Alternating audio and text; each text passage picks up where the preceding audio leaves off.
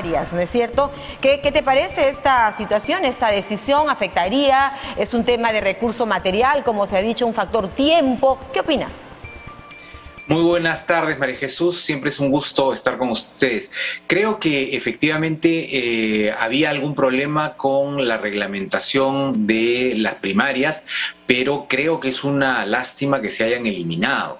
Creo que se podía también haber hecho ajustes al cronograma para permitir que se pudieran realizar y de esta manera democratizar un poco la selección de las candidaturas. Pero bueno, esa es una decisión ya tomada, no hay tiempo en este momento para otros ajustes, y lo que habría que lograr, sí creo que es muy importante, es que esas elecciones internas, ya sean en la modalidad de un militante un voto o en la modalidad de delegados, cumplan ciertos estándares mínimos, porque lo que en el pasado hemos tenido han sido elecciones de delegados con muy poca participación, con grupos de delegados muy pequeños y por lo tanto muy poco representativos de los afiliados de un partido político, ¿no? Y elecciones además sin competencia, con lista única. Entonces me parece importante que se tomen las medidas para que las elecciones que se den para configurar las listas de candidaturas se hagan con mínimos estándares que promuevan la participación de los afiliados de los partidos. Y mira, repasemos brevemente, Percy, la votación cómo ha sido. 72 votos a favor, ¿no? 38 en contra y 4 abstenciones. Nos parece categórica esta votación, Percy. ¿Qué estaríamos leyendo en realidad en torno a la intención, ¿no es cierto?, de fomentar, por ejemplo, la participación de los militantes, que es parte de la tarea pendiente en materia de reforma electoral? Bueno, en los partidos había mucha duda, mucha desconfianza sobre las elecciones primarias porque evidentemente son un escenario nuevo, ¿no? Es poner en manos de la ciudadanía la selección de los candidatos y candidatas, cosa que no es sencilla. Entonces, entendiendo que había mucha duda, mucha preocupación, bueno, también uno puede imaginar que haya un voto masivo por postergar la aplicación de las primarias. Pero me parece también que debe haber una conciencia acerca de que la designación de las listas tiene que hacerse de manera democrática, con participación de las afiliadas y los afiliados de los partidos que sea significativa, ¿no? En algunos casos las asambleas de delegados han estado conformadas por 9 personas, 7 personas, 12 personas que difícilmente pueden ser grupos que por su mismo número sean representativos de todos los afiliados y afiliadas del partido a nivel nacional, ¿no? Más aún cuando ahora hay que definir listas subnacionales, municipales y regionales. Imagínense la lista en un pequeño distrito en la provincia de Sechura o en un distrito en la provincia de Cotabambas, en fin, se va a designar por delegados reunidos muchas veces en Lima, a veces los delegados son casi todos limeños, entonces eso le quita democracia interna a las organizaciones y sería una pena que se dé. Peor aún cuando estos delegados eligen entre listas únicas, es decir, sin competencia alguna. Eso es lo que quería un poquito referirte, Percy, porque de lo que se trataría es de que la participación sea cada vez masiva de los militantes y ya ir erradicando temas de cúpulas. Exactamente, que haya participación efectiva y para eso convendría que hubiera también un umbral mínimo de participación para que la elección interna sea válida.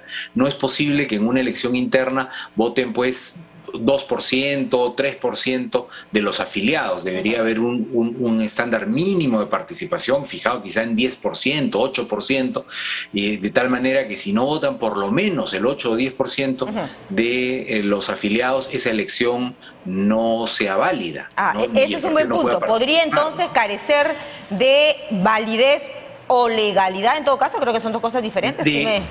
Creo que sería ideal. Lamentablemente eso no está establecido legalmente y se corre el riesgo de tener elecciones pues con muy poca participación, pero ahí tanto la autoridad electoral como las autoridades partidarias deberían hacer un esfuerzo por promover una amplia participación, porque eso es lo que le va a dar también legitimidad y legalidad, decíamos, ¿no? A las elecciones internas, que la gente sienta que ese proceso realmente responde a la vocación de los afiliados del partido y que no es solamente el dedo de los dirigentes el que ha nominado las listas. O el clientelismo político. Y fíjate, mi querido Percy, si vemos países como Estados Unidos, por ejemplo, es toda una institución realizar las primarias, ¿no es cierto? Las primarias de los demócratas, las primarias de los republicanos. Aquí en el Perú, ¿cómo estamos, crees tú, trabajando en ese sentido de fomentar este concepto para poder ir de hablar en realidad de la modernización de temas electorales? No, para nosotros es todavía algo muy nuevo y por eso había mucho temor sobre cómo se podría realizar. Esta idea de que no se pueden hacer primarias por razón de la pandemia, por supuesto, no tiene ningún sustento, ¿no? Porque se han realizado elecciones nacionales, tanto de primera como de segunda vuelta, sin ningún impacto en términos de salud de los electores y electoras, y se van a realizar elecciones de gobiernos regionales y municipales. En octubre del 2022, ¿verdad? ¿No? Entonces, octubre del 2022, ¿no? En poco menos de un año.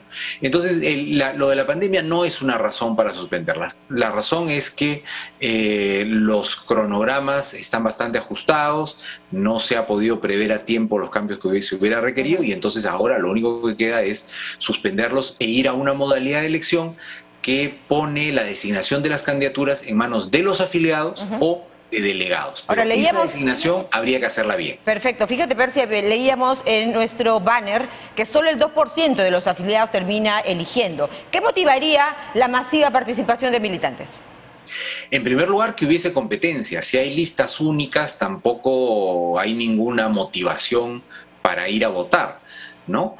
Entonces, que hubiese competencia, que hubiese debate interno, que los partidos se preocupen por promover esto como un proceso de selección de las personas más representativas para ir a la candidatura y no como un cubileteo en el que se le entrega la candidatura a quien pone más recursos o a quien es más cercano a la cúpula o al amigo o al pariente o lo que fuera, que muchas veces se ve eso también en la política, ¿no? Así es, todavía. Lo ideal sería que los partidos hagan de esto un proceso de discusión, de diálogo, que logre que sus mejores afiliados y afiliadas sean quienes representen al partido en el proceso electoral. Claro, recordemos que los peruanos vamos a elegir, Percy, en el próximo año, en el mes de octubre, a alcaldes y gobernadores regionales. Así que se trata de un proceso, además, si hablamos de la descentralización, sumamente base para poder trabajar en ello. Y la última pregunta que te formulo es, en el marco de la reforma electoral que tantas veces se le ha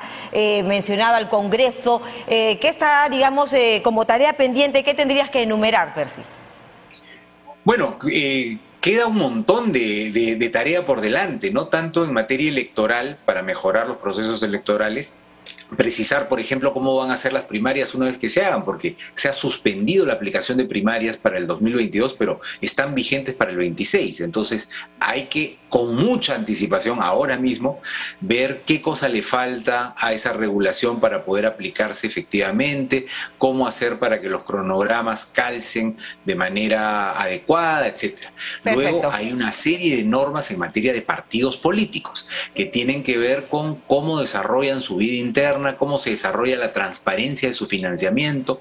Falta precisar, por ejemplo, cómo debe usarse el financiamiento público directo. Los partidos ya están recibiendo mucho dinero, no es poco dinero, es mucho dinero de financiamiento público directo y ese financiamiento tiene que usarse bien.